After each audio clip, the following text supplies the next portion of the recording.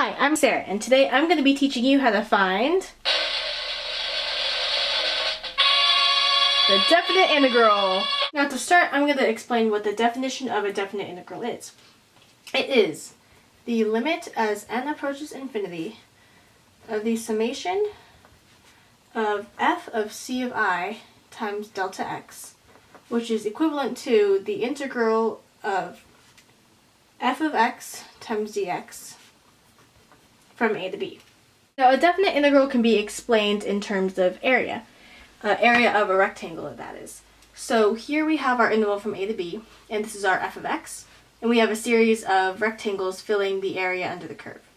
So we have our base of our rectangle, which would be our delta x, and our height of the rectangle, which would just be f of x.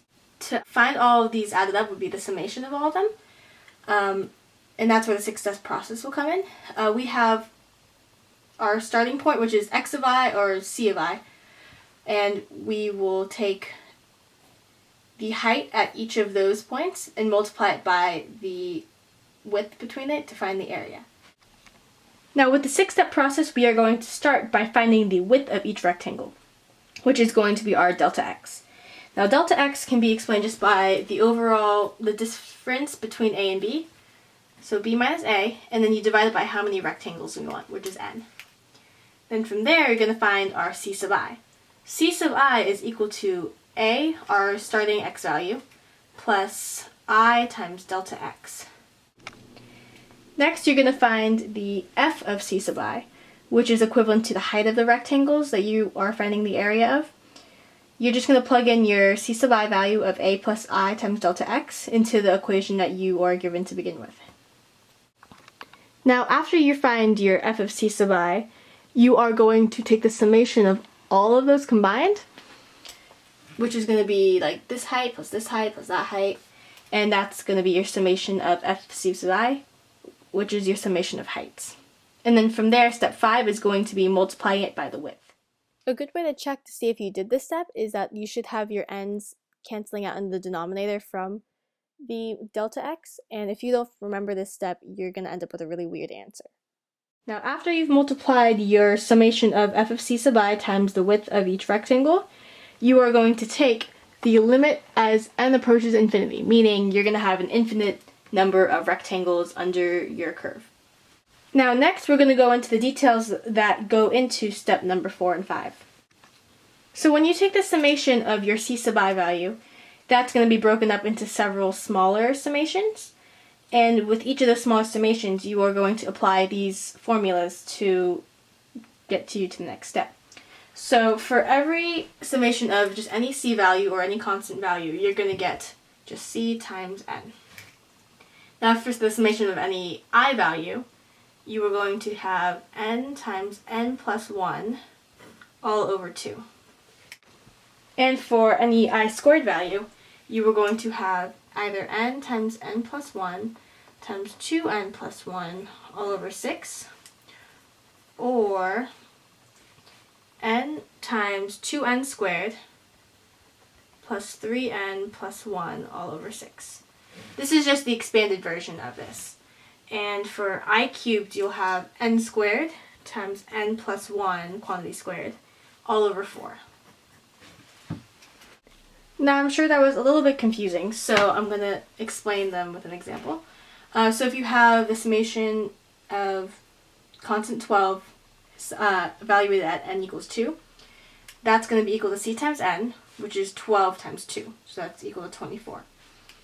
Now for here, you have your I, and at n equals 10, so you're going to have 10 times 10 plus 1 all over 2, which is equal to 10 times 11, which is 110 over 2. Now for I squared, we have that evaluated at n equals 2, so we'll have 2 times 2 plus 1 times 2n plus 1, which is going to be 4 plus 1 all over 6, which is equal to 2 times 3 times 5, which is equal to 30 all over 6, which is equal to 5. And for I cubed evaluated at n equals 5, we'll have 5 squared, which is 25, times n plus 1, which is 6, quantity squared, over 4, which is a number I'd rather not calculate right now. So we'll leave it at that. Here are some properties of integrals. So if you have an integral evaluated from a to b of c of g of x, that will be equivalent to c times x evaluated at b and a. And that will give you c times b minus c times a, which is equal to c times b minus a. Now this one, if you have f of x plus g of x all at dx evaluated from a to b, that is the equivalent of a to the b of f of x dx plus a to the b of g of x dx. Now if you have an integral from a to b of c times f of x dx, you can just pull out the c value and you'll have c times the integral from a to b of f of x dx. Now this one is similar to number 2. It's pretty much the same thing, but it's subtraction instead of addition.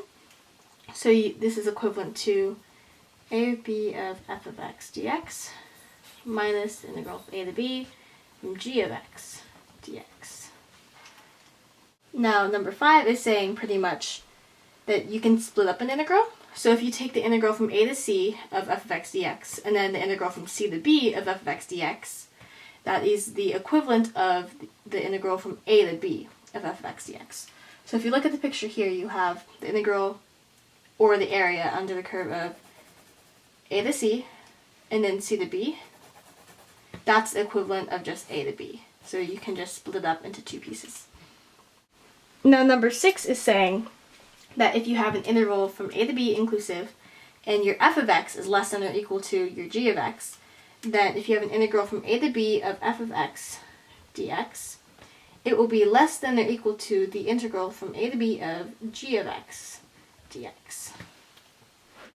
Now some really basic properties that I forgot to mention above are that if you have an integral from b to a of f of x dx, that is equivalent to the negative of the integral from a to b of f of x dx. So if you flip the 2 bounds, the area or the integral value, that will be equivalent, except that one will be negative, the other will be positive.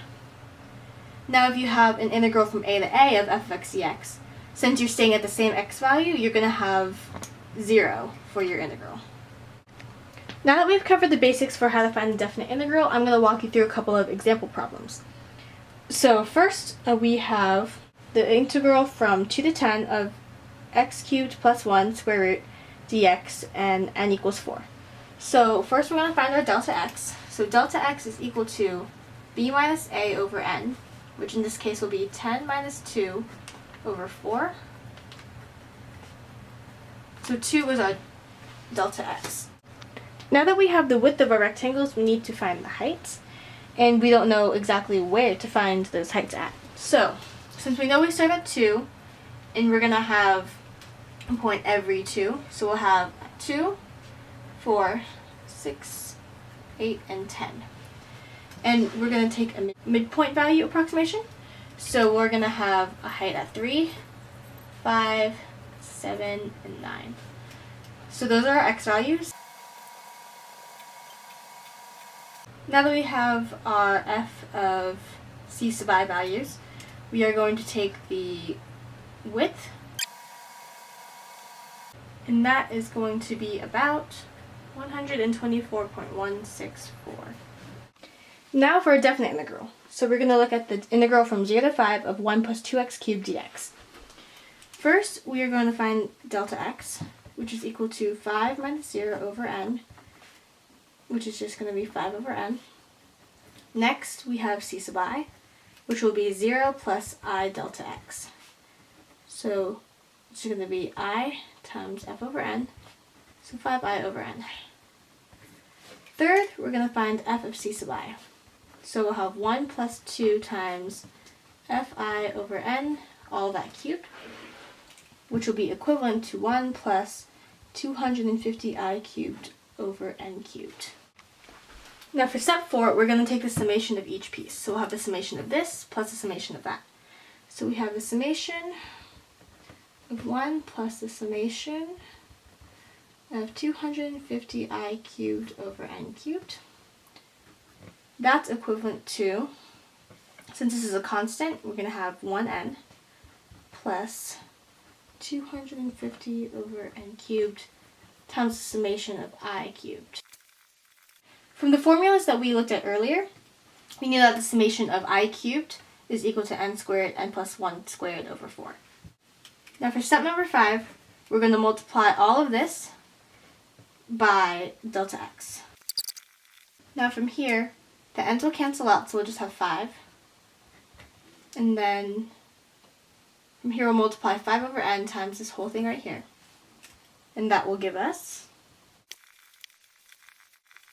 Now from there, we're going to take the limit as n approaches infinity. So as n approaches infinity here, this is going to be tending towards 0. So that just cancels out. And then you have 1 squared. So 312.5 times 1 is just 312.5. So that goes to, which is equal to, which is your answer.